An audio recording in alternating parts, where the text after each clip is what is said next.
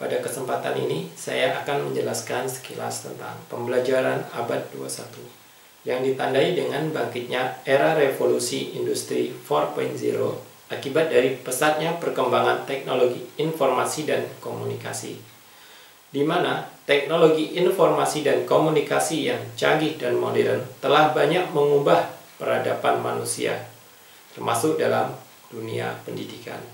Lalu, bagaimana dengan dunia pendidikan seharusnya menyikapi abad 21 ini? Apakah memang harus perlu membeli peralatan yang modern untuk digunakan dalam pembelajaran? Apa dan mana yang disebut dengan pembelajaran modern? Sejatinya, pembelajaran modern bukan hanya tentang teknologi modern dan canggih. Pembelajaran modern adalah pembelajaran aktif yang berpusat kepada siswa, baik menggunakan teknologi modern ataupun tanpa teknologi. Yang terpenting adalah pembelajaran harus mampu memberikan pengalaman-pengalaman yang berarti kepada siswa, guna menunjang kesuksesan siswa di masa depan. Yang terpenting bukanlah seberapa canggih teknologi yang dimiliki, tetapi bagaimana teknologi tersebut digunakan dengan tepat untuk membuat siswa belajar. Karena belajar adalah proses, belajar adalah mengalami. Dan sebagai seorang guru harus mampu memberikan banyak kesempatan kepada siswa untuk mengalami proses belajar tersebut. Ajaklah siswa untuk lebih banyak berdiskusi dalam memecahkan masalah. Latih mereka untuk dapat bekerja sama dalam tim. Berikan lebih banyak kesempatan untuk tampil di depan kelas, untuk melatih keterampilan berkomunikasi dan meningkatkan rasa percaya diri. Serta perkenalkan siswa dengan dunia di luar sekolah. Perkenalkan mereka dengan orang-orang baru, dengan kehidupannya dan budaya yang mereka miliki. UNESCO telah mencanangkan 4 pilar pendidikan yang dapat digunakan untuk masa sekarang dan masa yang akan datang. Apa saja? Yang pertama yaitu belajar untuk mengetahui, learning to know.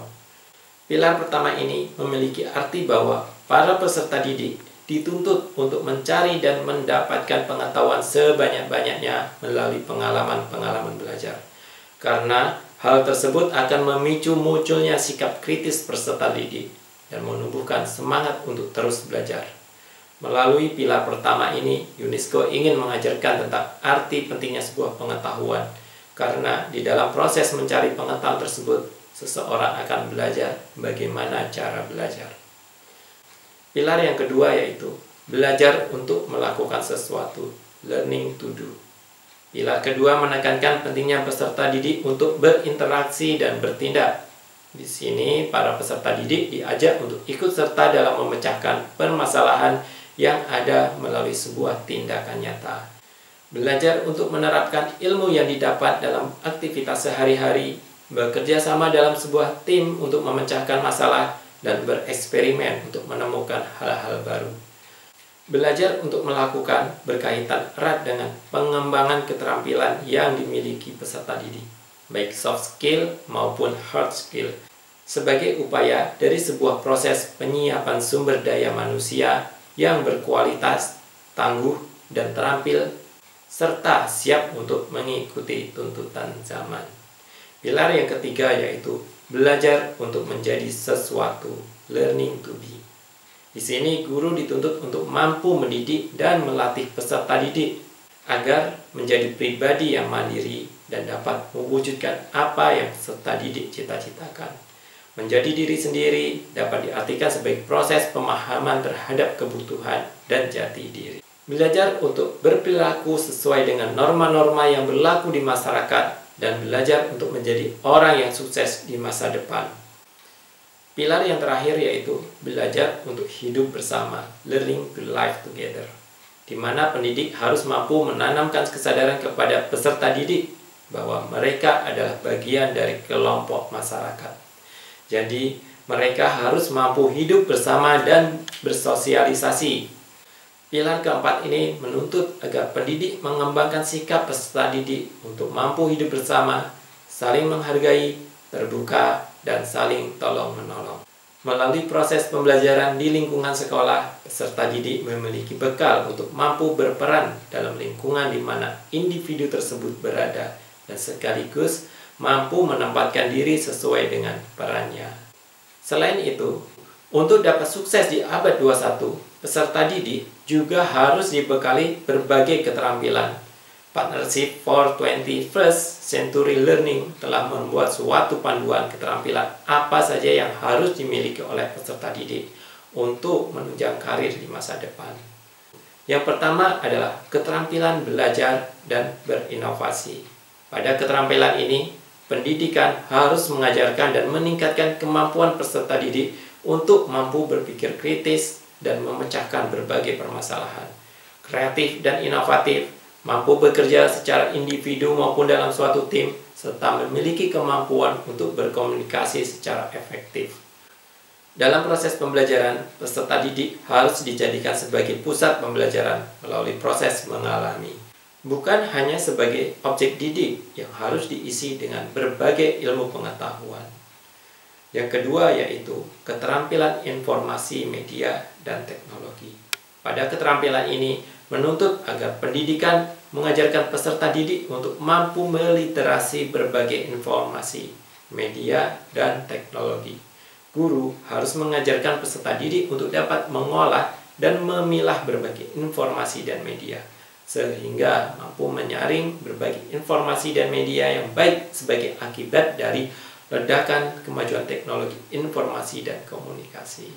Yang terakhir yaitu keterampilan hidup dan karir, di mana untuk dapat sukses di abad 21, seseorang harus bertindak secara luas dan mampu beradaptasi dengan berbagai situasi dan kondisi, memiliki inisiatif dan mampu mengarahkan diri ke hal-hal yang baik, peka terhadap lingkungan sosial dan budaya lain, produktif dan akuntabel atau dapat dipercaya, serta bertanggung jawab dan memiliki jiwa seorang pemimpin. 4 prinsip pembelajaran abad 21 yang perlu diketahui yaitu interaction should be student-centered.